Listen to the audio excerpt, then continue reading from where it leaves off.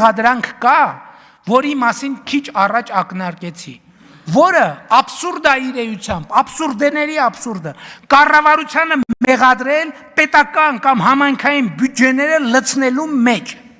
Նշանակում է լավ չպատկերացնել յուրաքանչյուր քաղաքացու բարեկեցության աղբյուրը եւ բանաձևը։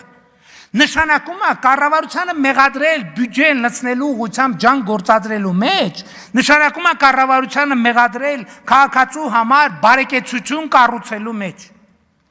Ասել եմ եւ կրկին ասում եմ, Հայաստանի Հանրապետության ոչ մի ընտանիք, ոչ մի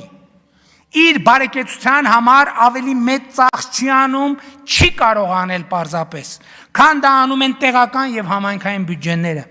Եվ պետական ու համայնքային բյուջեների մեծությունն ու չափն են արտահայտում յուրաքանչյուր քաղաքացու, բառից բուն իմաստով յուրաքանչյուր քաղաքացու բարեկեցության աստիճանը։ Բյուջեով է որոշվում, ասա երկրի բյուջեն ինչքան է, ասեմ ոնց ես ապրում դու, ասա համայնքային բյուջեն ինչքան է, ասեմ ոնց ես ապրում դու։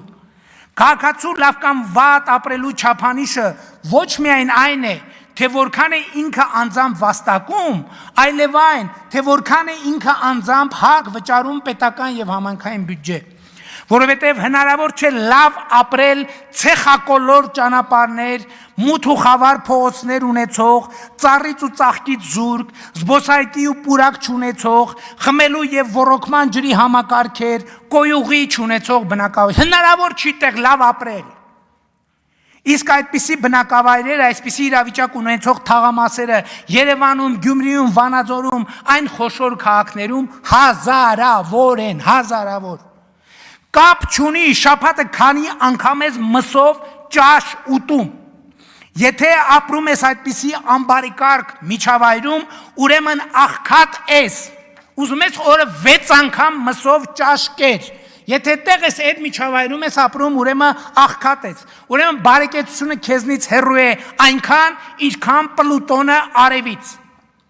Կարելի է շաբաթը ոչ մի անգամ մսով ճաշ չուտել ու լինել շատ ավելի բարեկեցիկ համայնքում ունենալով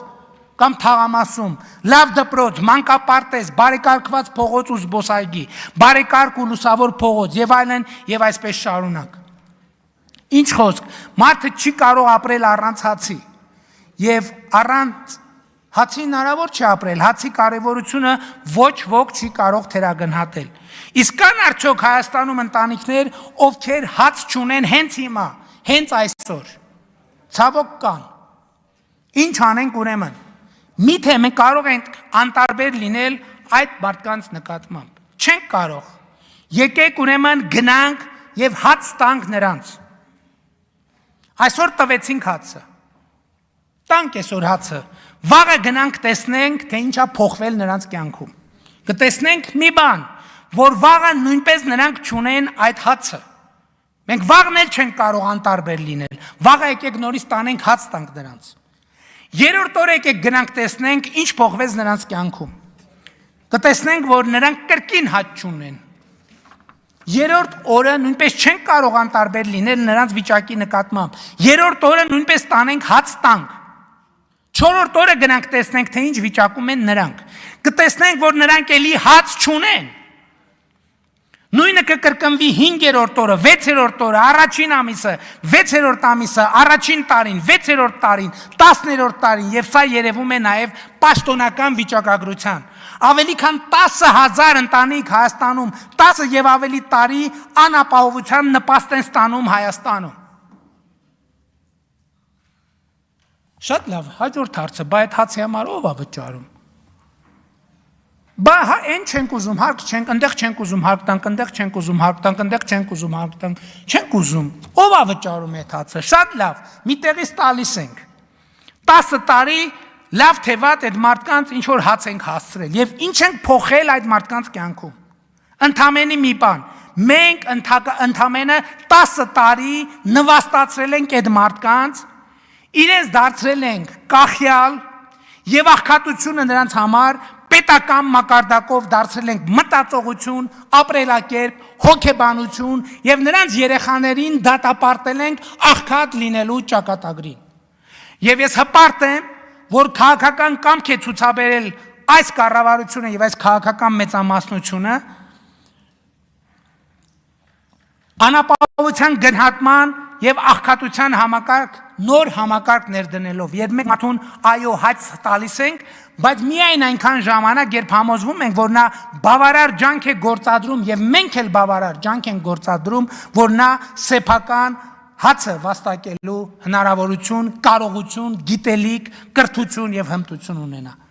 իսկ երբ կրթության եւ աշխատանքի միջոցով այդ ջանքերը գործադրում է մարդը մեր տված հացի կարիքը չի ունենում, այլ միջավայրի,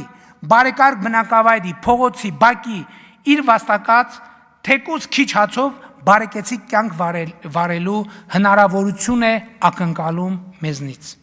Սա է մեր քաղաքականությունը եւ մեր ռազմավարությունը եւ սա ճիշտ ռազմավարություն է եւ արժանապատիվ ռազմավարություն է։